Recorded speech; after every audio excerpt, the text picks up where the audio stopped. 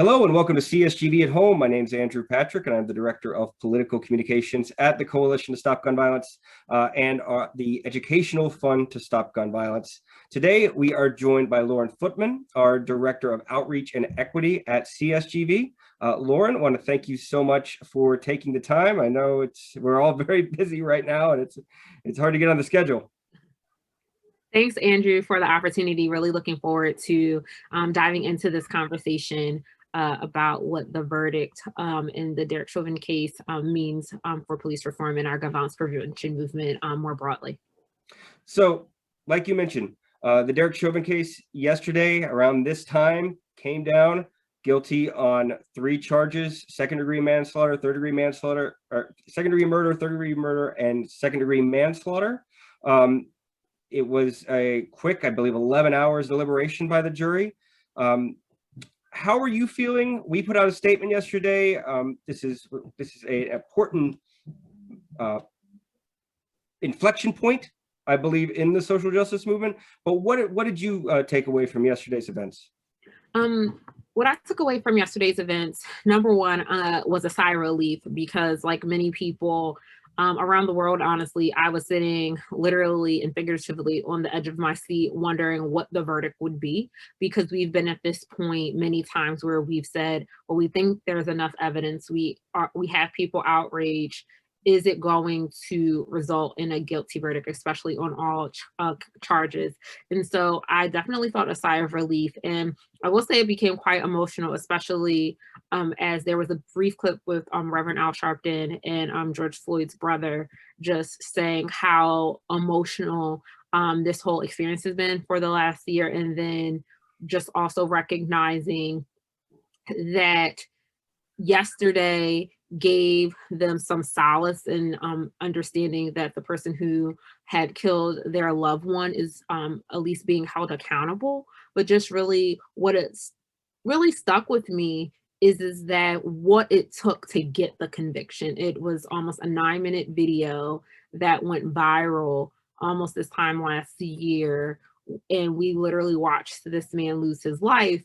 And that type of evidence, that type of honest hatred that we saw being inflicted on Mr. Floyd, it took that, and it just left me wondering, like, wow, so when do we finally recognize the humanity of people of color? And in this case, particularly Black men who continue to be seen as a threat at all times in this case, but not also negating, again, how Black women have also been killed at the hands of law enforcement.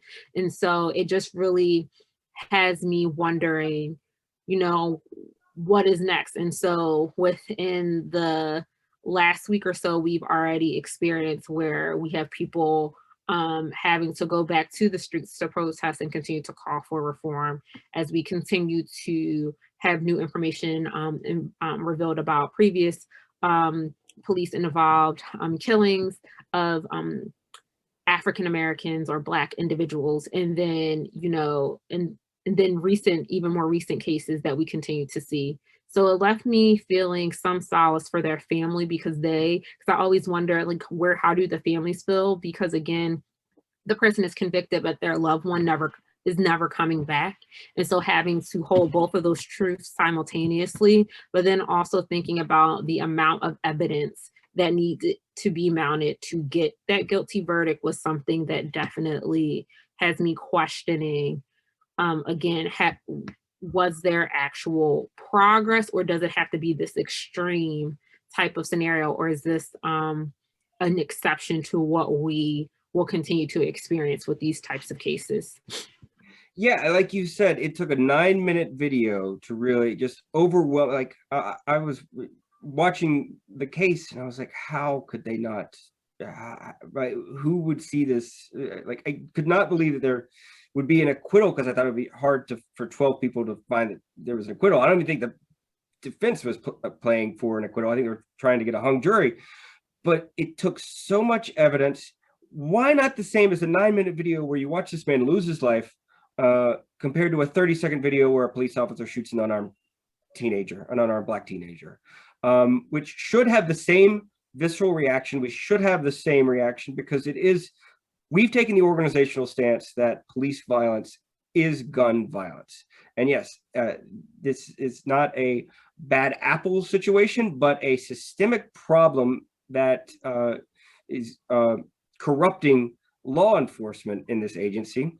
We just saw recently the head of the Oath Keepers talk about how this domestic white terrorism terrorist group is boasting about how they've infiltrated law enforcement agencies all over the country. So we know it's a problem. What are the next steps on the macro level of the social justice movement, of the gun violence prevention movement, because they're intertwined in this, for reform, for police reform, and making sure that all men, women, children are able to have a law enforcement that A, protects and serves them, and B, a judicial system that is not weighted against them. Yeah, absolutely. And so as a gun violence prevention organization, I think you bring up a really good point. People say, you know, what is your role in this conversation? And so understanding that we really see police violence as gun violence because we understand that violence begets violence. And so recognizing that establishing or repairing or restoring police community relations is a critical part to reducing community violence. And we recognize in communities that experience these types of police involved shootings that, you know, there is often a uptick in homicides in subsequent years. And then also it prevents individuals from feeling comfortable for often reaching out to law enforcement to interrupt violence and or to in the cycles of retaliatory violence. And so we see, number one,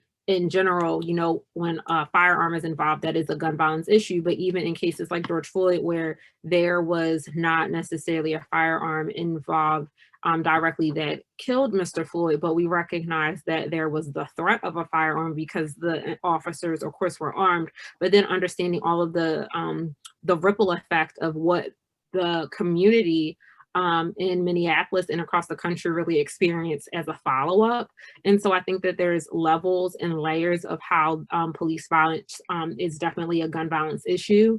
And so where I think we move forward is yes, we definitely have the George Floyd Act in Congress that is definitely a critical piece to this.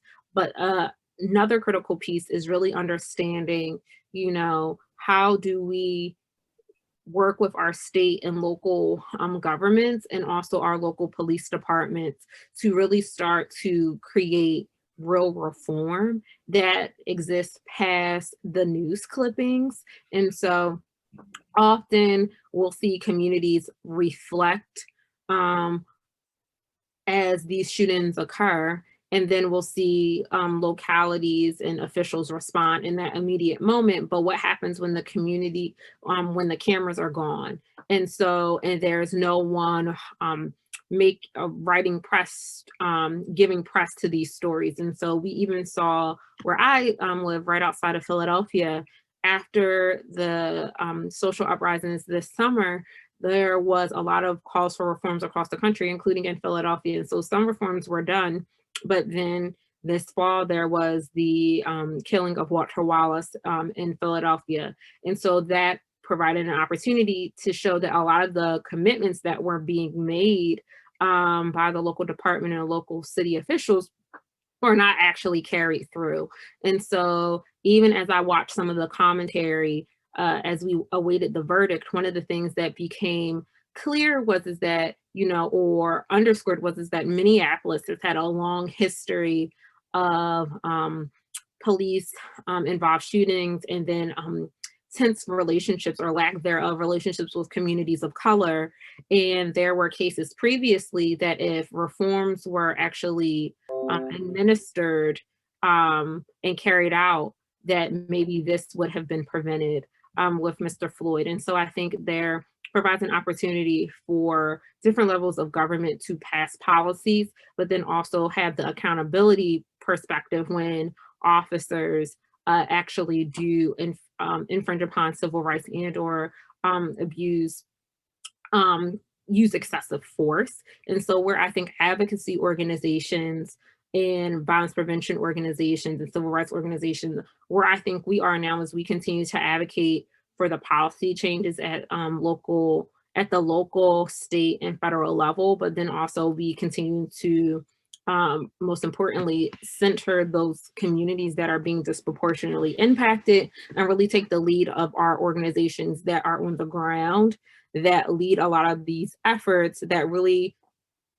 I think, not only like change the advocacy space, but really last year, the killings of George Floyd, Breonna Taylor, and Ahmaud Arbery, and a host of others really changed the conversation around racial equity in every sector that we really can imagine. And so it's where we are able to continue those conversations, not just from a policy perspective, but even thinking about how we as organizations show up and work with communities that are being disproportionately impacted is something that is very critical. So there's the policy and the advocacy, but it's also us as an organization and us as organizations more broadly and individuals in this advocacy space, thinking about how we live our lives with an equity lens in our own interactions as well.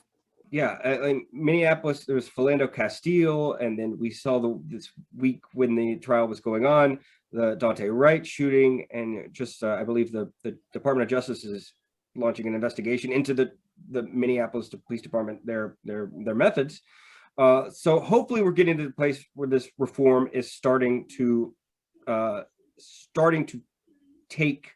We're taking the steps. We're so far away. We need to pass the Justice and Policing named after George Floyd in the U.S. Senate. Call your senators and tell them to pass that, because it is a necessary step. But it requires all of us, a local, state, federal response to changing the way and reevaluating the way that policing has been done for the last century of just the solution has been just add more police, add more guns, this shoot first culture that comes with policing, when in reality, sometimes we don't even need armed police to show up to a traffic stop. There's situations we can do to de-escalate the cycle of violence that you're talking about, address the root causes that we focus on to reduce gun violence. And it'll make our society better in the long run. And it's definitely difficult work, and you're doing a great job at it. I want to thank you so much for taking the time, and hopefully next time we talk, it's about real reform happening in these spaces. So Lauren Footman, thank you so much, and please take care. Thanks, Andrew.